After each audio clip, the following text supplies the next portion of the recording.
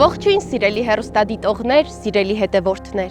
High Vibe-ի որոնումների ու բացահայտումների ճանապարհը այսօր նաև վերադարձի ճանապարհ է։ Ինչու վերադարձի, որովհետև մենք կրկին աշտարակում ենք։ Աշտարակի մասին խոսել ենք եւ նախորդ թողարկումներից մեկի ժամանակ անդրադարձել ենք աշտարակի պատմական կոթողներին։ Իսկ այսօր հոգևոր ուղևորություն ենք կատարում եւ անդրադառնալու ենք զորությամբ լի չքնաղ Սուրբ Կարմրավոր Աստվածածին եկեղեցուն։ Իդեպ եկեղեցու պատմությունը շատ հետաքրքիր է, գուցե շատերից ծանոթ, շատերին անհայտ, բայց այսօր մենք կարմրավորում ենք։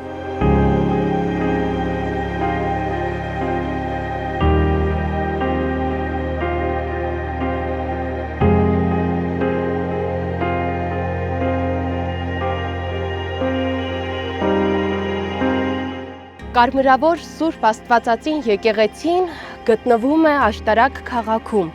հին Բերդաթաղից ոչ հեռու բարձր սարալանջի վրա, ներդաշնակ համաչափություններով փոքրածավալ շինություն է։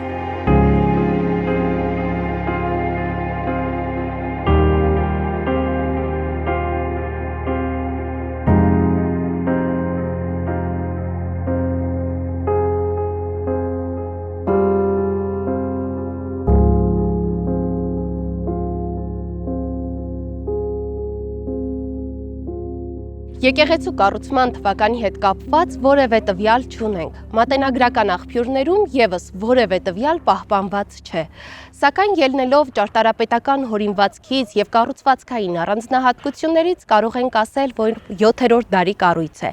Իդեպ սա Հայաստանի այն քիչ եկեղեցիներից է, որը մեզ է հասել այնպես, ինչպես եղել է, այսինքն դարերի ընթացքում չի վնասվել եւ չի վերականգնվել։ Կարմրավոր Սուրբ Աստվածածին եկեղեցին Հայաստանի միակ եկեղեցին է, որի ստեղծման օրվանից կարմիր կղմինդրե տանիքը չի փոխվել։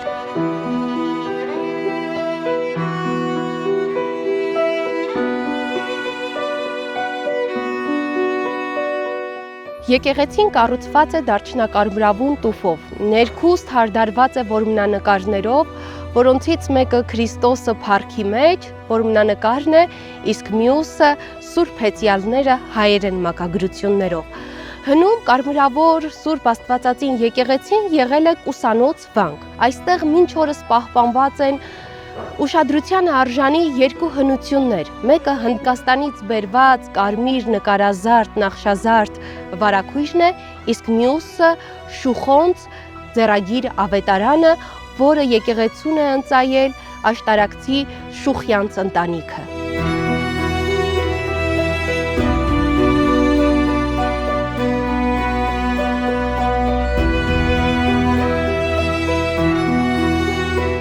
Եկեղեցու շուրջ տեղադրված են շատ հետաքրքիր խաչքարեր, որոնցից ամենահայտնին 1268 թվականի խաչքարն է, որը ժողովուրդը անվանում է ծակքար։ Ինչու ծակքար, որովհետև պատվանդանի հատվածում ունի ծակ, իսկ այդ ծակը նախատեսված է եղել սկիհ տեղադրելու համար։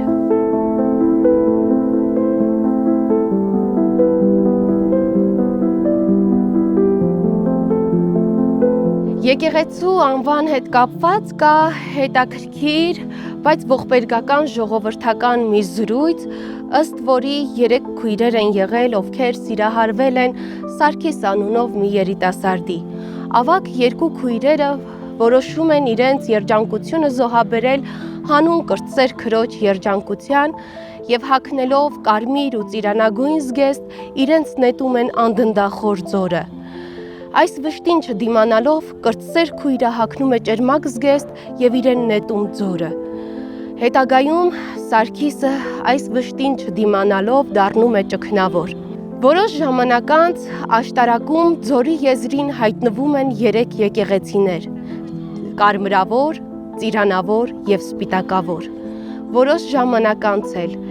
նրանց հանդիման կանգնում է Սուրբ Սարգիս եկեղեցին։ Եկեղեցու անվան հետ կապված այլ տարբերակներ եւս կան։ Նաեւ ասում են, որ սպիտակավոր եկեղեցու որմնանկարներից մեկում Մարիամ Աստվածածինը կրել է սպիտակ գլխանոց, իսկ կարմրավոր եւ ծիրանավոր եկեղեցիներինը համապատասխանաբար կարմիր եւ ծիրանագույն, գլխանոց, ինչն էլ բերել է եկեղեցիների կարմրավոր, ծիրանավոր եւ սպիտակավոր անվանը։ Իսկ կարմրավոր եկեղեցին մեկ այլ տարբերակ ունի, անունը կապում են կարմիր կղմինդրե տանիքի հետ։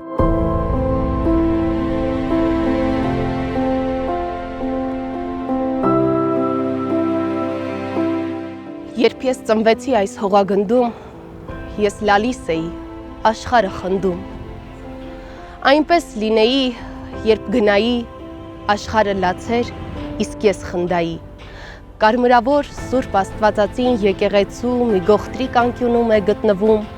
հայ մեծ բանաստեղծ Գևորգ Էմինի գերեզմանը։